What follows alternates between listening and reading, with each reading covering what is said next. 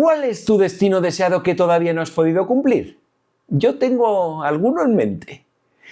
¿Y sabías que hay un sitio en el mundo donde no es raro que te caiga la comida del cielo? Hay un pueblo donde después de algunas tormentas brutales el suelo amanece lleno de pequeñas sorpresas brillantes y vivas. No es una vez aislada, pasa tantas veces que la gente ya tiene hasta nombre para el fenómeno. Unos hablan de milagro, otros de ciencia y los científicos apuntan a algo escondido bajo tierra que se desborda con lluvia y lo saca todo a la superficie. Ese lugar es Lloro, en Honduras, y allí dicen que literalmente llueven peces del cielo y lo llaman el aguacero de peces.